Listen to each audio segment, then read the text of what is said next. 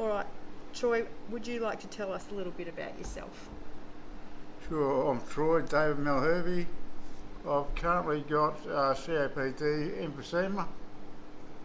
Both my lungs are pretty well bugging through i.e. smoking and a lot of the chemicals that I used in the army, being a refueler and building fuel installations. I was in the army for about 19 years. Got medically discharged with PTSD, but unbeknownst to me, I already had the effects of COPD happening. Mm-hmm. And it started really, showing its true colours to where I just couldn't breathe. Mm-hmm. And like I am now, it just started getting worse and worse, where I was in hospital every third or fourth week because the lungs just didn't want to work. And of course I panicked, something I hadn't done for a long, long time. Of course, because when you don't know if your next breath's coming, it's exactly. scary. Yeah. As soon as they give me some steroid needle, my breath came back to normal. They had my oxygen in the ambulance on the way to hospital, and I felt like I was doing all right. But of course, a couple of hours later, I was back at square one again. Yeah. So that's the start of it all, and that was probably a rough guess 6 years ago. Mm-hmm. Give or take 1 or 2 years, and that's when we started getting the ball rolling. Sort of heading towards perhaps a lung transplant. Yeah. What would that mean to you, Troy, for that to be able to happen? It meant the world to me. Yeah. Now they've got 5 grandkids. We're the grand terrorists. I've got to be. I'd like to be up and about for them. Yeah. Especially my own kids.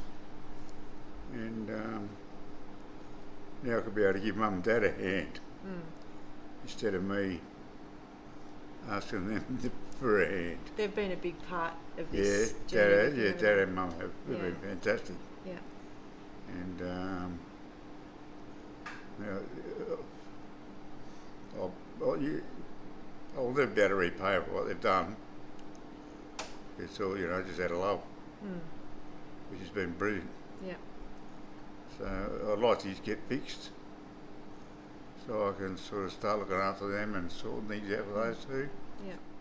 What can you try and explain to me what waiting for that process is like?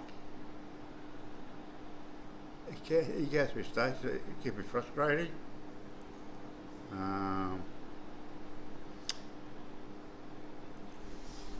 I was never an angry person, even in the army. I find that I get angry now at myself for getting angry at the wait time, and because when you sit down and I thought about it.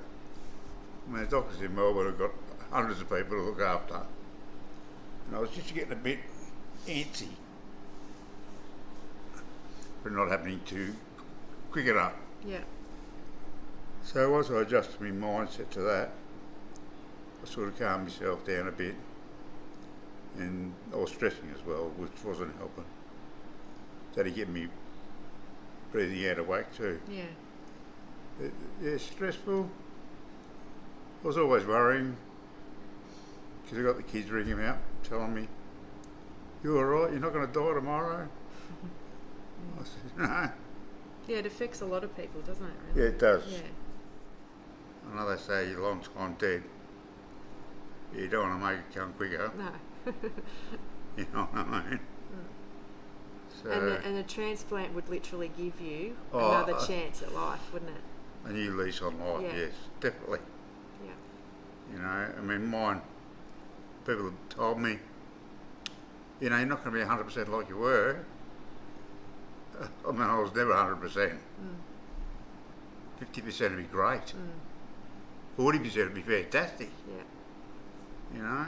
It'd allow you to do a lot more. Oh, definitely. Yeah. It'd allow me to mow my own lawns. Take the bins out. Yeah. Just little things like that. Walk to the shop. Things people take for granted, possibly. Yeah, oh yeah, definitely things that I found out that I've taken for granted. Yeah. You know,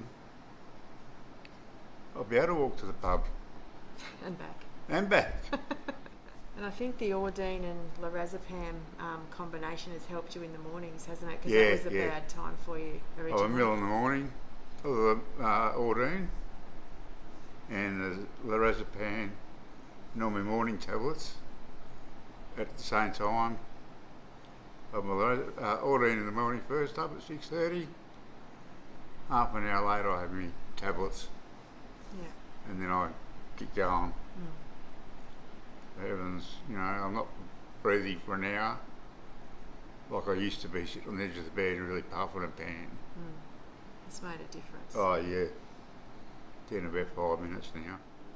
Yeah, I sleep a lot better than I used to, where I was awake probably all night. Yeah, I think in the early days when Palliative Care were involved, you were only sleeping maybe 3 hours. Oh, if that, yeah. Yep. Definitely. Yep. And then once Palliative Care came in, it was just a new lease on life, to be honest. The cleaners coming in, old mate doing the yard. If I needed someone to get me meals, or that could be arranged. So they were helpful in implementing some other services to Oh make yes, things a bit definitely. easier. The cleaning and the yard man. I only used him once because I was away for a fair while. Yeah. And the yard's gone a bit fungal. As one could say. Took the poor bugger about a day and a half. I felt really bad because I just couldn't get out there and do it. I'm sure he would have seen worse, Troy. Yeah, but it's a very frustrating disease because I'd like to get out there and do stuff. Yeah. Your mind wants to go, but your body won't allow you to. And the old airbags, they don't want to do anything. Yeah. But yeah, the palliative care was great. And everyone I've worked with so far, and you know, my side of the field here at Albury Wodonga have been fantastic. Yeah. Can't do enough for me.